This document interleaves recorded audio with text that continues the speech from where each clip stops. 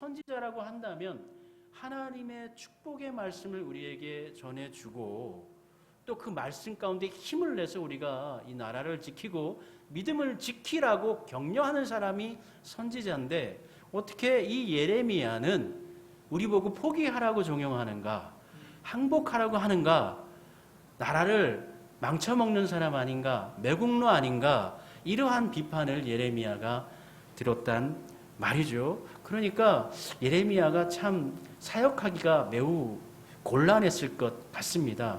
그래서 많은 어려움을 당해서인지 우리는 예레미야를 가리켜서 별명을 붙였는데 슬픔의 선지자 또는 눈물의 선지자라고 이름을 붙였죠. 꽤나 예레미야가 눈물을 흘리고 아픔이 있었다라는 것을 우리는 알 수가 있습니다. 사실 예레미야가 활동할 때에, 사역할 때에 남유다는 이미 북이스라엘은 멸망했고요.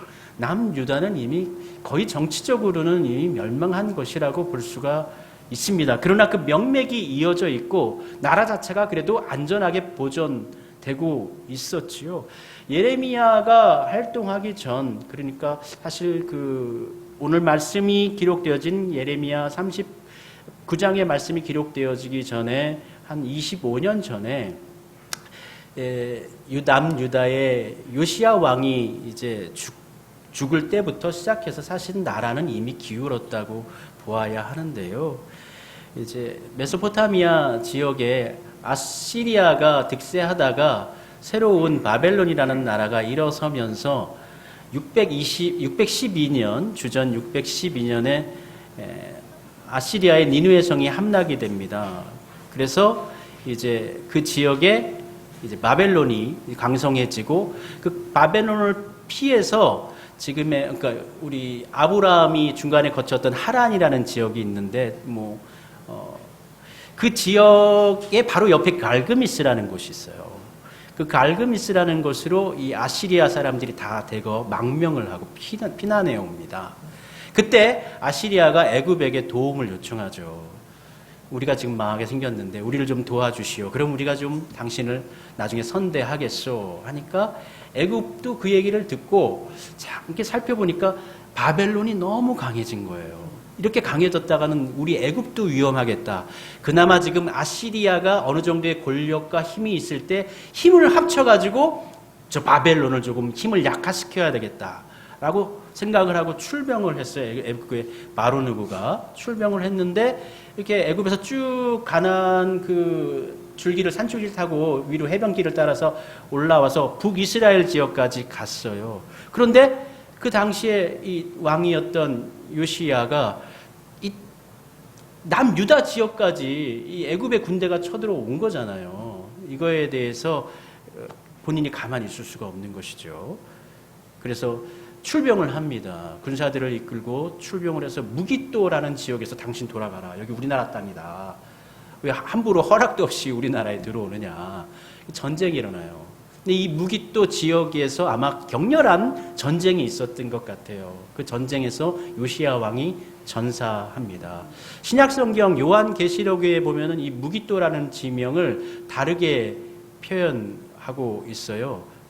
그것을 아마겟돈이라고, 무기또의 헬라어 지명이 아마겟돈이고, 그러니까 굉장히 아주 치열한 전쟁이 있었다고 봐야 되는 것이죠. 그래서 이 전쟁 가운데 요시야도 죽었지만 애굽의 바로누고의 근대 역시도 일정 부분 이상의 피해를 입었고, 그 피해를 입은 상태에서 아시리아와 연합해서 바벨론과 싸웠으나 갈그미스에서 크게 패전을 하게 되죠. 그래서 이 갈그미스 패전을 통해서 이 역사상 가운데서 아시리아는 붕괴되어져서 없어져 버리고 애굽은 남하하면서 메소포타미아 지역뿐만 아니라 애굽 지역 본영을 제외한 모든 지역의 영향력을, 갈릴리 지역의 영향력을 상실해 버리게 됩니다.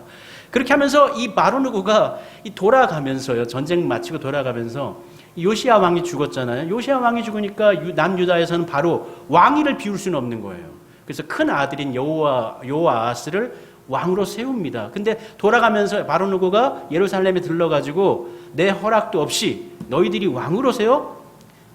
그래서 여호아하스를 폐위시켜버리고 포로로 여호아하스를 애굽으로 끌고 갑니다. 그리고 여호아하스의 동생이죠. 둘째 동생인 여호야김. 원래 이름이 엘리야김이에요.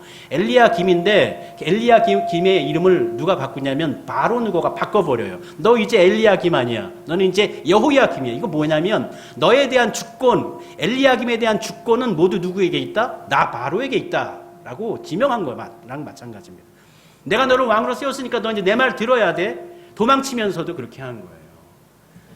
그 이후부터 애굽의 영향권 그리고 또 바벨론의 영향권 가운데서 나라가 이후 한 25년간 남유다가 유지는 되지만 그때마다 여러 가지 어려움과 곤란함과 위험 속에 놓여지게 됩니다. 이 상황 가운데에서 예레미야가 활동을 하게 되고요. 그 활동 가운데 이제 이후에 이제 엘리야김을 이어서 여호야긴이 잠시 후 3개월간 왕이었다. 왜 엘리야김이 또 왕이었다가 물러나게 되냐면은 이 사람이 11년 동안 왕위를 했는데 처음에는 본인이 애굽이 자신을 왕으로 세웠으니까 애굽 왕을 따라야 되는데 지금 힘의 균형이 어디로 가 있어요? 바벨론으로 가 있단 말이에요. 바벨론으로 나중에 또 가요. 그래서 곡물도 바벨론에게 바칩니다. 그렇게 3년 동안 섬기다가 또 3년 지나고 나니까 어떻게 해요? 또 변심을 하게 됩니다. 다시 또 남쪽 애굽 땅에 의지하게 되고 하면서 나중에 그래서 또 느부갓네살이 군대를 이끌고 와가지고 이 엘리야김을 쳐들어옵니다. 근데 엘리야김을 쳐들어갈 때 바벨론이 본인뿐만 아니라 자기 나라뿐만 아니라 옆에 있던 다 이제 그 바벨론의 이제 제후 국가가 되어져 버린 모압이나 암몬 이 국가들과 함께 전쟁을 연합군으로 전쟁을 치르게 되는데 그렇게 전쟁 가운데 이 엘리야김이 여호야김이 죽게 됩니다. 죽게 되니까 또 어떻게 돼요? 왕위를 또 비우면 안 되는 거예요. 그래서 여호야김의 아들이 있어요. 그 이름이 뭐냐? 여호야긴이에요. 원래 이름은 엘리야긴입니다. 8살 때 왕으로 올라와요. 3개월 동안 왕을 생각해요. 그러고 난 다음에 어떻게 해요? 이 바벨론의 느부갓네살이 예루살렘으로 올라와서 내 허락도 없이 너희들이 또 왕으로 세워? 안 돼. 여호야긴 내가 잡아갈 거야. 엘리야긴 이름을 뭐예요? 여호야긴으로 바꿔가지고 포로로 데려가고 그리고 난 다음에 그 요시야의 이제 3명의 아들이 다 없어져 버려요. 여호야김의 아들은 이제 조카죠. 이제 3번째 아들, 요시야의 3번째 아들인데 그 이름이 시드기야예요. 시드기야를 왕으로 이제 세우고 돌아간 거예요. 가면서 이제 너희들은 내 말 잘 들어야 돼 하고 돌아간 거예요. 나라는 사실 군사적으로는 정치적으로는 사실은 나라는 망했어요. 남유다는. 그러나 그 명맥이 이어지고 있는 거예요. 그 상황 가운데서 이 예레미야가 이 시드기야에게 종용을 하는 것이죠. 자꾸 다른 마음을 품고 애굽 의지하려고 하고 그리고 또 그렇게 하는데 그렇게 하지 마십시오. 항복하십시오. 바벨론에게 항복하십시오. 그러면 단서를 답니다. 예레미야가. 그러면 이 나라도 망하지 않을 것이고 예루살렘도 불타지 않을 거고 성전도 불타지 않을 거고 백성들도 정말 학살을 당하지 않을 거고요. 당신도 항복을 하면 지금 반역을 하고 있거든요. 시드기야가. 당신도 왕위에서는 물러나겠지만 폐위되겠지만 포로로 잡혀가서 그곳에서 만수를 누리면서 안전하게 살다가 갈 수가 있으니까 죽을 수가 있으니까 차라리 항복하십시오. 항복하는 것이 하나님의 뜻입니다. 이게 하나님께서 심판을 작정하셨어요. 남유다에 대한 심판, 성전에 대한 심판을 작정을 하셨어요. 그럼에도 불구하고 예레미야를 통해서 자꾸 항복을 종용하는 것은 이 항복을 통해서 성이 무너지는 것이나 불타는 것이나 백성들이 죽는 것이나 이러한 것들을 하나님께서 최소화시키면서 그것을 막기 위한 어떻게 보면 하나님의 마지막 자비의 표현이었단 말이에요. 그런데 이 시드기야가 그 말을 듣지 않습니다.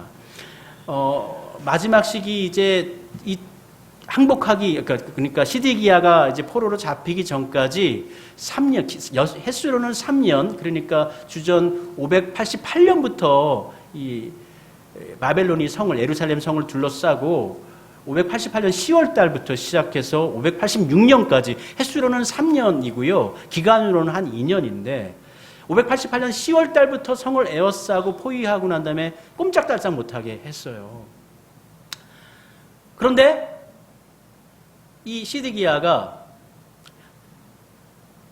예레미야가 이야기하는 것을 듣고 한편으로는 예레미야가 옳다라는 것을 알아요. 그래서 그것을 따르려고 하다가도 주변에 있는 방백들이 또 신하들이 굉장히 친애국주의자들이거든요. 이 사람들은 예전부터 애국가의 교류가 빈번했었고 또 그 빈번한 교류를 통해서 나름대로의 이익을 누리고 있던 사람들이에요. 특별히 성을 에워싼 주전 688년에 큰 사건이 하나 있는데 그것이 뭐냐면 예레미야가 충언을 합니다. 하나님의 말씀으로. 당신들 하나님의 백성들인 이 히브리 사람, 같은 유대인 사람들을 원래 율법에도 유대인들을 종으로 부리면 안 되게 돼 있어요. 아무리 가난해서 밭을 팔고 나중에는 팔 것이 없어가지고 자신의 몸을 팔아가지고 종이 된다 할지라도 다른 이방 민족에 대해서는 종으로 거느렸다 할지라도 같은 민족에 대해서는 그렇게 하지 말라고 했고 만약에 어쩔 수 없는 상황 가운데서 그러한 유대인이 발생한다면 매년 7년이 되면은 7년째 되는 날에는 꼭 해방을 시켜줘야 된다. 그런데 이 유대의 이 관료들이 유대의 지도층들이 그것을 그렇게 하지 않는 거예요. 그러니까 이 당시에 이 나라가 물론 정치적으로도 어떤 무너진 상태이기도 하지만 경제적으로도 그러니까 굉장히 가난하고 힘들고 없는 왜 자신 스스로를 종으로 팔아버리겠어요? 너무나 가진 것이 없기 때문에 망해버렸기 때문에 어찌할 수 없기 때문에 스스로 종로를 하고 있는 사람들이 많아지는 상황 가운데 이르는 것이거든요. 그러한 사람들에 대해서 다시 하나님의 말씀으로 이들을 해방시키십시오. 이들에게 자유를 주십시오. 라고 충언을 했죠. 예레미야가. 그러니까 이 시드기야가 그 말을 듣고 야 나라가 너무 기울었잖아요. 그리고 안정도 취해야 되고 한쪽으로 너무 치우쳐져 있는 권력자들은 남유다의 권력자들은 정말 잘 살고 있는데 대부분의 사람들은 너무 헐벗고 살고 있고 스스로 종이 되어져 버리는 그런 형국에 놓여져 있으니까 이 사람들에 대해 자유를 선언합니다. 자유를 선언해줘요.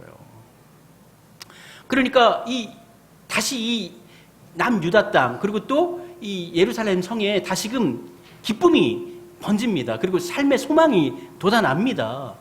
그런데 성을 에워쌌었던 그 주전 688년 지나서 687년에 저쪽 남쪽 서남쪽에서 애굽에서 우리 유다를 도와주려고 지원군이 오고 있다라는 소문이 퍼집니다.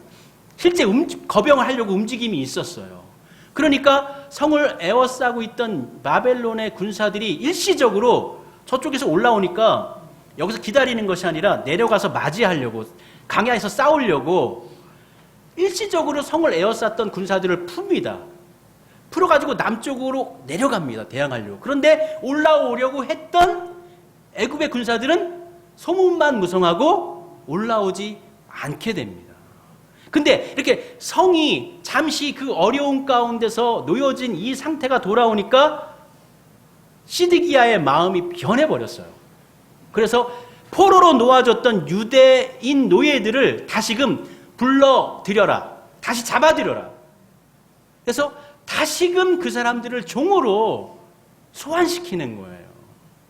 이게 하나의 단면입니다. 나라가 망해가는 과정 가운데서 유다의 모습의 한 단면을 보여주고 있는 게 예레미야 32장과 33장에 기록되어져 있는 사건입니다.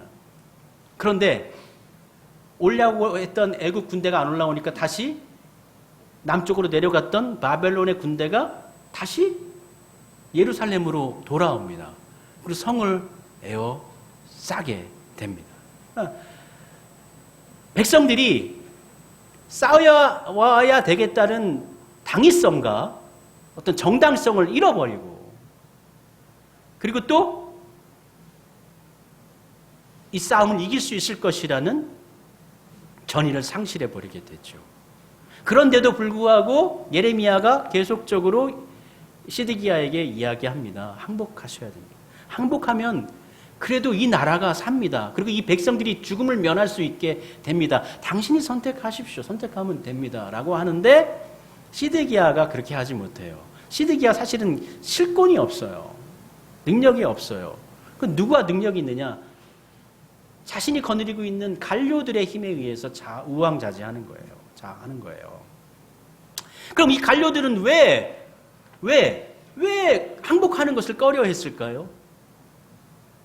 당시의 관료들은 왕이 항복하면 왕도 포로가 되고 자신들도 가지고 있던 모든 고난도 다 잃어버리게 돼요.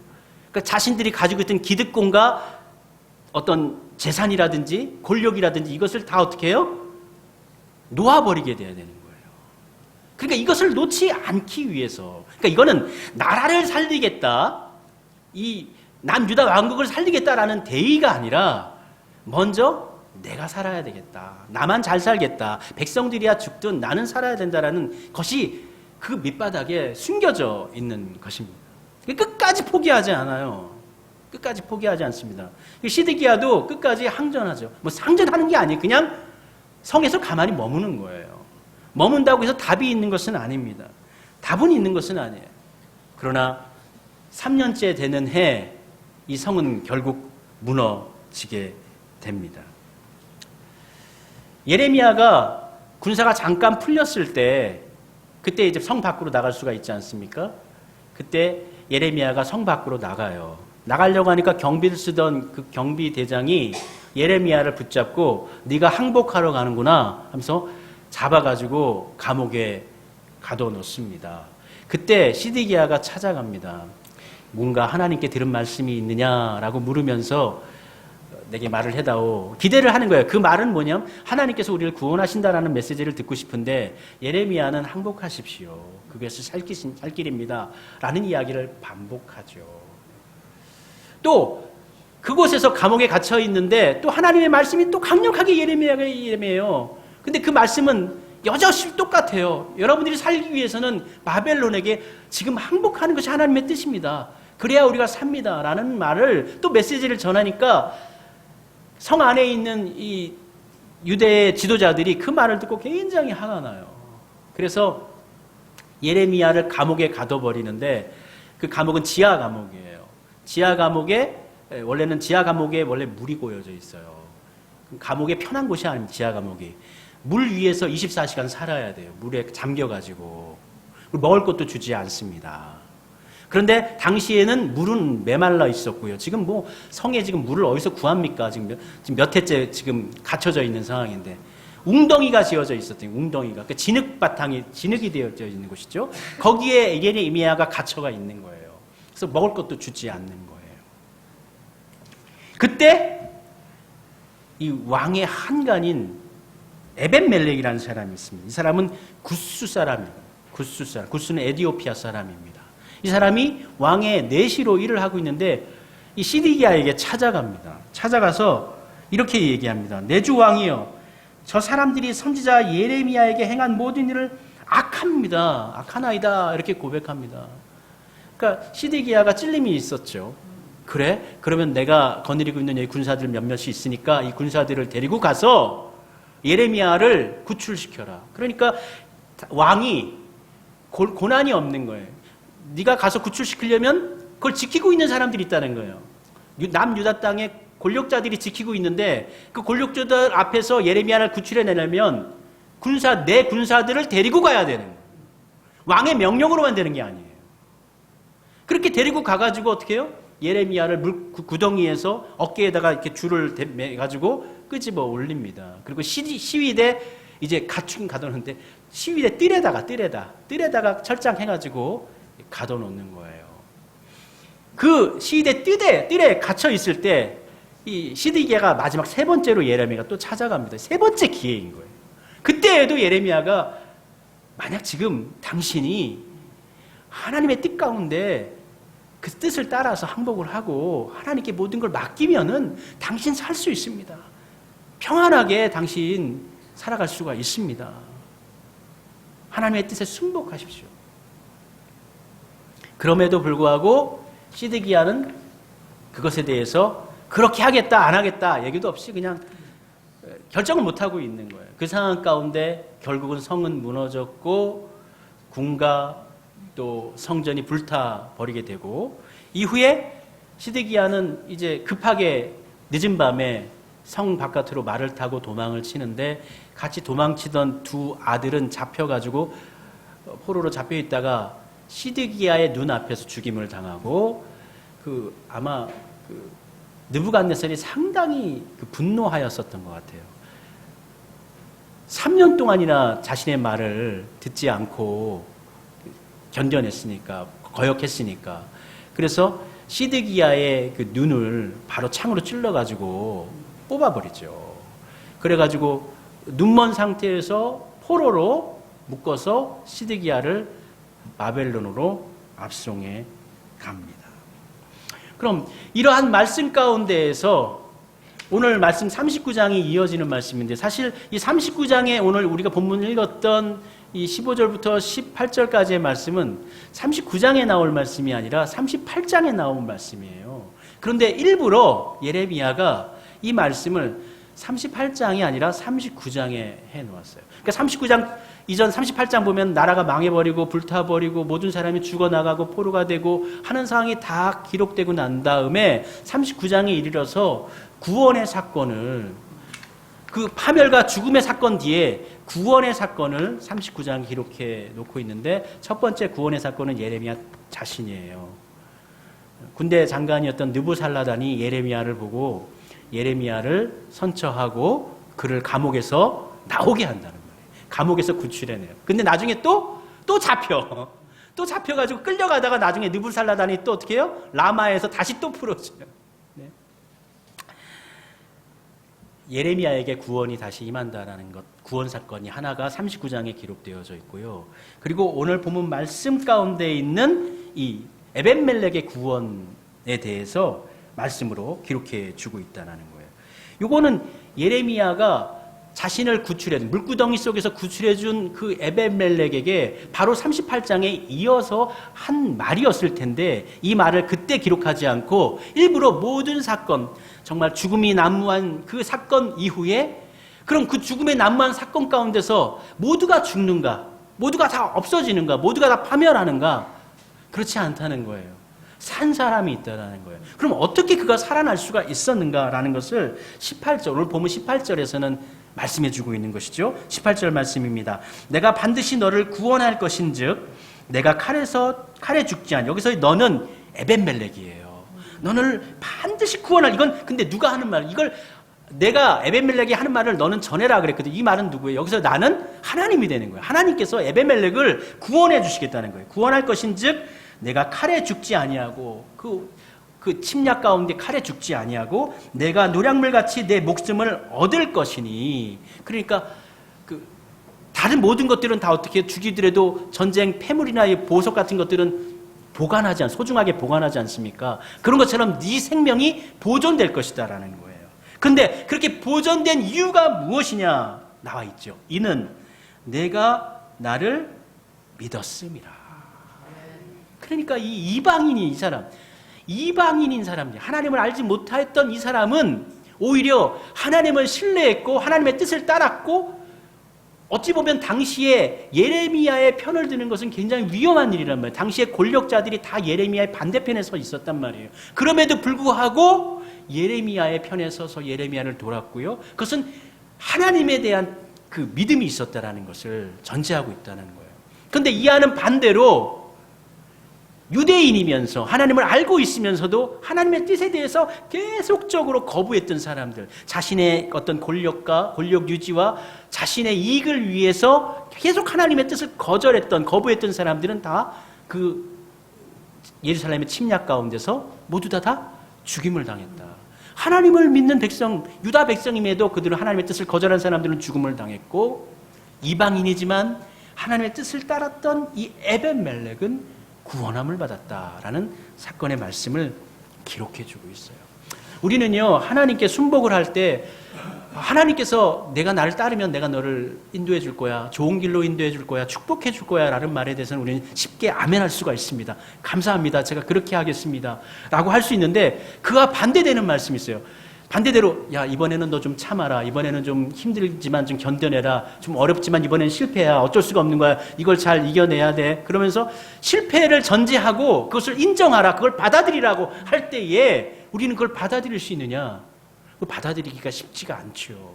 근데 이 예루살렘 멸망기에 예레미야를 통해서 주신 메시지에 대한 이스라엘 백성들의 그 순복해야 될, 따라야 될 두 가지 이 순종해야 될 메시지가 있는데, 첫 번째는 하나님께서 항복하라고 할 때 항복하는 것이 하나님의 뜻이라는 거예요. 그럼 항복해야 되는 거예요.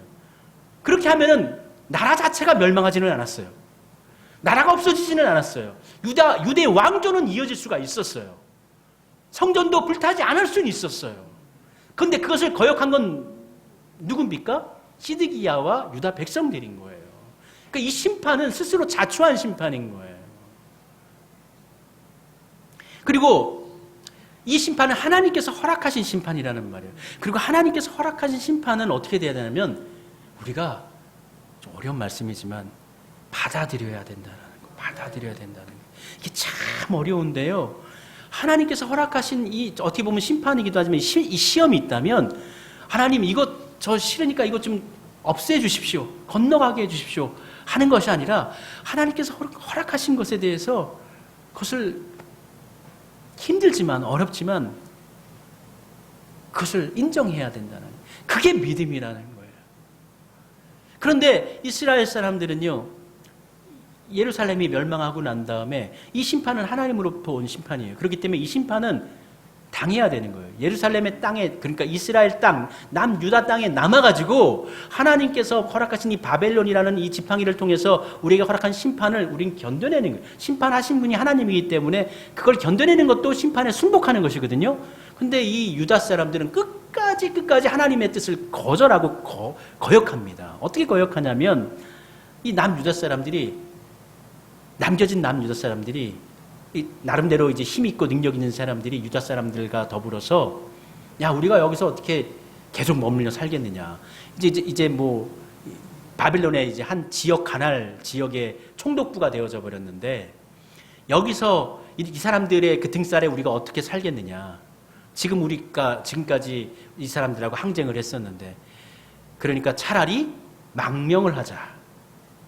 애굽으로 망명을 하자. 애굽으로 가면 더 잘 살 수 있을 것이다. 그러니까 애굽으로 가는 것은 하나님의 뜻이 아니에요. 하나님께서 허락하신 심판의 땅에 심판을 당하는, 그게 1년이 될지 2년이 될지 3년이 될지 5년이 될지 모르지만 그것을 하나님께서 주신 것이니까 그것을 받고 내가 견뎌내겠어. 이게 하나님의 뜻을 따르는 거예요. 근데 이 사람들은 끝까지 하나님께서 주신 그 심판을 거역하고 애굽으로 갑니다. 그때 예레미야가 하나님의 말씀을 전하거든요. 너희들이 애굽으로 내려가면 거기에서 전염병과 칼과 기근으로 너희들은 죽어버리게 될 것이다. 심판을 당하게 될 것이다. 낮은 자로부터 높은 자까지 모두 다 죽게 되어지는데, 그것을 통해서 너희가 조롱거리가 되어지고 심판거리가 되고 저주거리가 되어지게 할 것이다 라고 예레미야가 선언하는데도 불구하고 이 모든 사람들이 다 망명길로 떠나버려요. 애굽으로 도망가버려요. 피난가버려요. 애굽으로 가는 것 자체가 하나님의 뜻을 거절하는 거가 되는 거예요. 근데 결국 어떻게 됐습니까? 결국 바벨론의 힘이 강성해지면서 이후에 애굽에까지 바벨론의 군대가 쳐들어갑니다.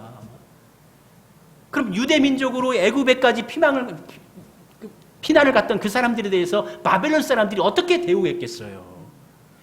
칼과 기근, 칼로 멸망해버립니다. 굶주림으로 죽어버리게 되죠. 심판을 당하게 돼요. 그러니까 하나님께서 허락하신 것 항복하라면, 이번엔 항복해야 되는구나. 내 뜻은 그것이 아니지만, 내 뜻은 이게 아니지만, 나는 다른 뜻이 저것이 됐으면 좋겠지만, 하나님께서 그냥 이 길을 가라 하니까, 이번엔 그냥 하나님 뜻 따라야지, 순복해야지. 그러면 살 길이 열려요.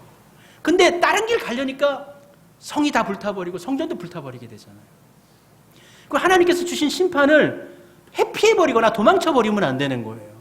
힘들다고, 나 여기서 못 살겠어. 애굽으로 도망치면 더 괜찮아. 잘 살 수 있어. 가지고 있는 모든 거 다 보물 싸가지고 애굽으로 가자. 아니요. 거기에는 칼과 기근과 전염병이 난무하게 돼요. 하나님께서 주신 것은 눈에 보기에, 우리의 보기에 이것은 좋지 않아. 이것은 우리에게 별로 도움이 되지 않는 거야 할지라도, 그것을 하나님의 뜻이라고 하면 하나님 제가 받아들일게요. 하나님 받아들일게요. 그러나 주님 자비를 베풀어 주세요. 긍휼히 여겨주세요. 이 기도를 드려야 되는 것이죠. 그걸 견뎌내는 거예요. 감내해야 되는. 그것이 하나님께서 이 패망기에 예루살렘의 백성들, 유다 백성들에게 요구하셨던 것인데 유다 백성들은 끝까지 하나님의 뜻을 거절하면서 자기들만 가는 것이 아니라 그렇게 가면 안 된다고 얘기했던 예레미야까지 억지로 끌고 애굽 땅으로 예레미야를 데리고 갑니다. 그리고 그 다음에 예레미야가 죽임을 당합니다. 그래서 참 사람이 참 하나님의 뜻을 따른다, 하나님의 뜻을 쫓는다, 하나님을 믿는다, 우리 쉽게 얘기하지만 그러지 못하는 것 같아요. 그 남유다의 모든 권력자들, 관료들 또는 실제로는 그 남유다의 그 제사장들 가문까지 다 하나님을 믿고 있는 사람들이고 하나님을 따른다고 하는 사람들이 결국은 다 하나님의 뜻을 다 거절했어요. 거절하되 끝까지 거절했어요.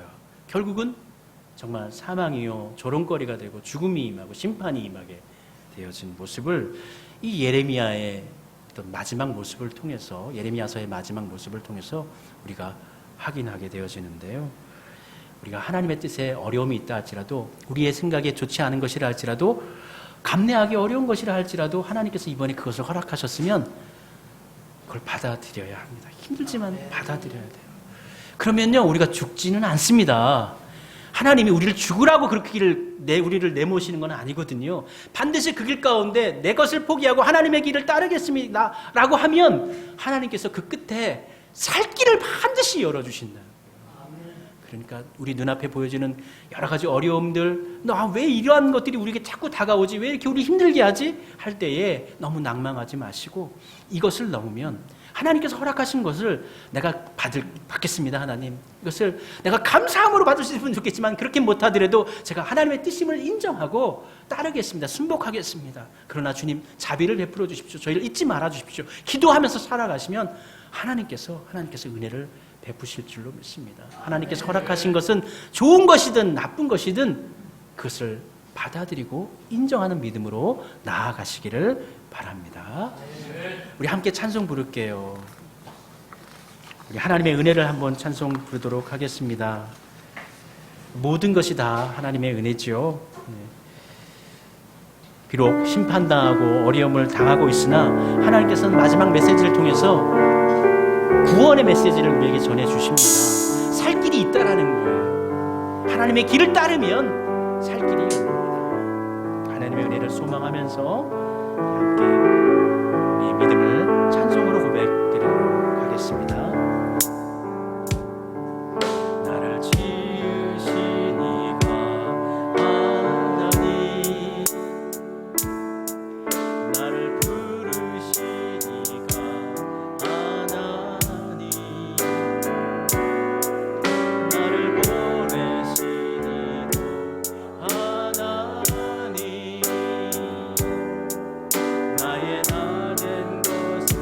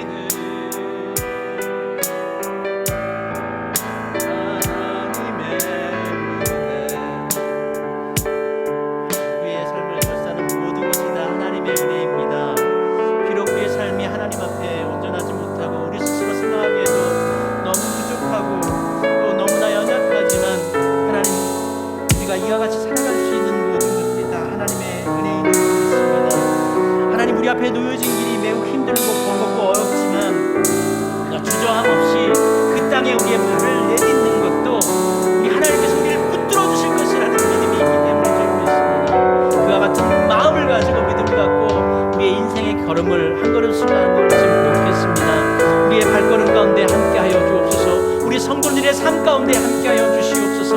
나아가는 길 가운데 우리를 에워싸시는, 우리의 삶 가운데 함께하시는 하나님의 권능이 우리 성도들 가운데 충만하게 하시고 하나님의 권능이 넘치게 하옵소서. 우리를 붙드시는 하나님의 사랑, 우리 하나님께서 허락하신 그 길 앞에 믿음을 고백하고 한 걸음씩 나아가겠다. 하지만 우리 성도님들의 삶 가운데 주님 자비를 베풀어 주시고 주님 은혜를 베풀어 주시고 주여 축복의 길로 인도하여 주옵소서.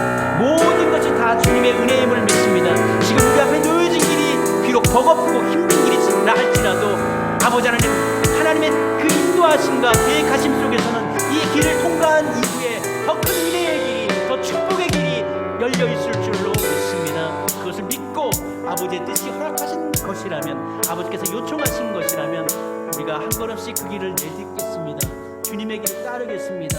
회피하거나 도망치지 않고 열심히 걷겠습니다. 그러한 믿음으로 우리 모두를 살아가게 하옵소서. 그리고 그 길을 주님 붙잡아 주시며 주의 길로 인도하여 주옵소서. 예수님의 이름으로 기도드립니다. 아멘.